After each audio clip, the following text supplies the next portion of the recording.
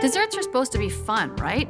After all of that, let's just go home. But cooking from the Grand Livre du Cuisine is making it anything but.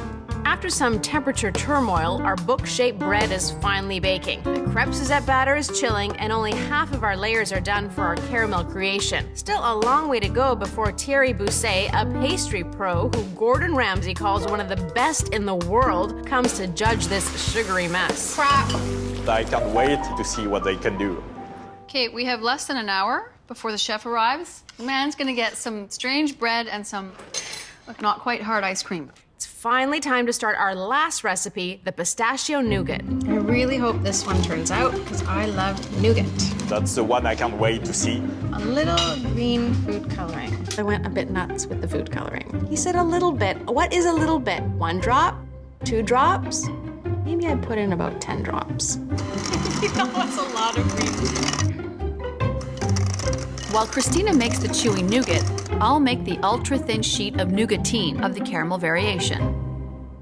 Cook sugar and glucose to make a caramel and add the chopped almonds. Oh, this smells yummy. Pour into a Silpat mat and let cool. Silpat baking mats provide an even heat transfer and allow foods to come off easily from your baking sheet. Making nougat was harder than I thought it was gonna be. You know what, I'm gonna take Molly.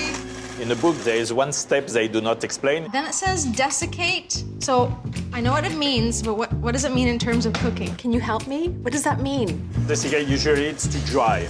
Once you put the sugar on the egg white, you have to dry it. And this, it's not explained at all. I will like to see how they are going to handle that one. Holding in the nuts and pistachio paste, you know he's gonna say, why does it look like a 5-year-old made this?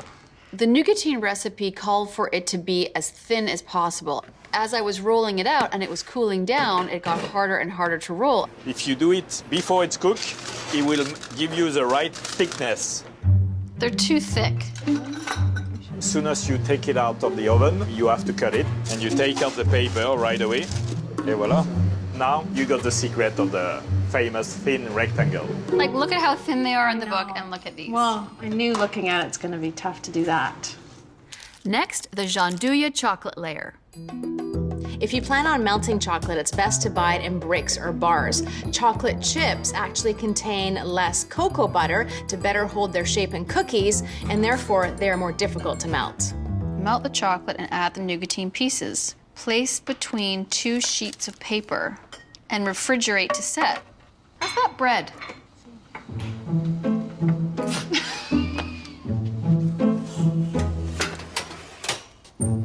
Do you look at this and think, book? No, I look at that and I think, total bloody waste of time. What's wrong with the proper loaf? It doesn't look like a book anymore. I feel bad. We only have 4 recipes, and one of them now is This bread book is gonna be one short story.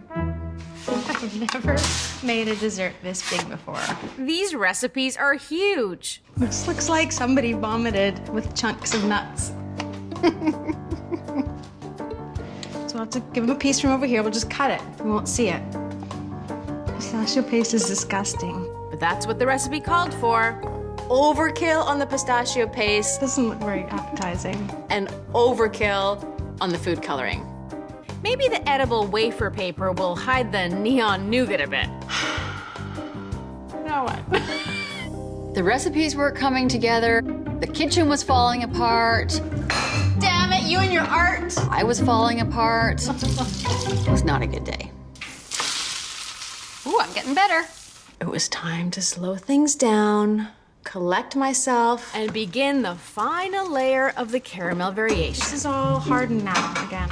Oh. Till the damn sugar lumped up, and then I said, forget it, I'm giving up, I'm not making it.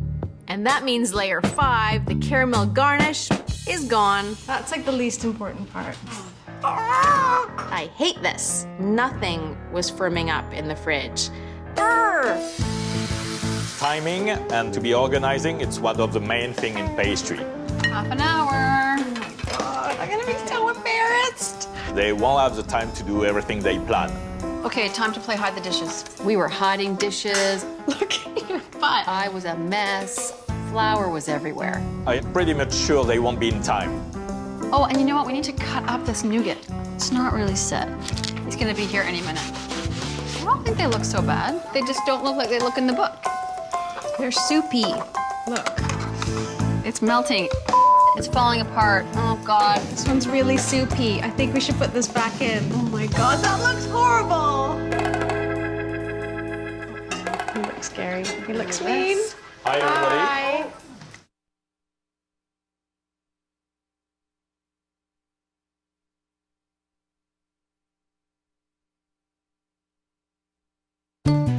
Hi, everybody. Hi. By the time the chef arrived, I was feeling like a failure. Nice to meet you. I'll bring you some macarons, the champagne to go with it. If all the grapes for a champagne are harvested in the same year, like this one, it's called a vintage and it's more expensive. If the grapes are from different years, it will say NV, non-vintage, and generally be less pricey. I was feeling the pain for you, I have to say. Thank you. Try the crepes, Suzette. Let's see how They look good. I like it's a nice color. Yeah, good taste. It's a winner. So far, so good. One down. Those were good. Have some bread. Isn't it lovely? Yeah, I never thought I will see actually this kind of result. There was a moment of anticipation when we cut into that bread. What was it for sure? Like, yeah, it's very good. It tasted delicious. So just out of curiosity, what would happen to a loaf of bread if you cooked it like at a lower temperature and then increased it like halfway through? When you do bread and you cook very, very high temperature, it's to give a crust on it. So Okay. if you like your bread moist, you will cook it a bit slower. When I cook the bread, I cook at 400 degrees Fahrenheit or even more. But Okay. You did well so far. Okay. Again, Well, it's after. party's over. On that. Let's not get too excited. That's a nougat. Yeah. And so he's laughing. It's never good when the first thing they do is laugh. It's sticky, very sticky. Apparently it was supposed to dry for 15 minutes. Oops. Here we go, gotta eat it quickly. Oh! That caramel variation looked Bush League. God. What's your first impression? The caramel, the nougatine is far too thick. I know. You can just eat the pieces. The ice cream tastes good. The second one is a parfait.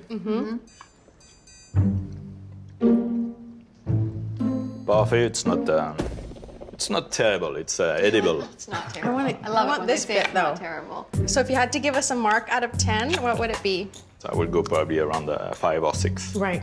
Did you think that it would be worse than this? Yes. Well, you know what? By the look. We have that to celebrate. Yeah, definitely by the look. Unless you feel like committing a lot of your time to trying recipes over and over and over again before you can get them right, unless you're a professional, I say pass on this book. In the end, most of the desserts we made in this book tasted pretty good. But the journey from beginning to end is so complicated, so unclear, so painful that it doesn't make it worth it.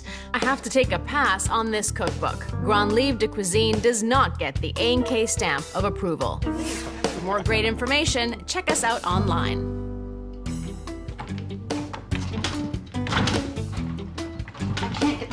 For the love of God. I think a few hours away from setting. What about the other one?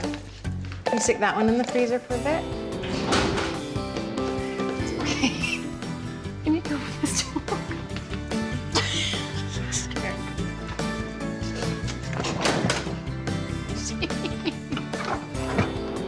What happened? Why is it stuck? You just opened it, didn't you?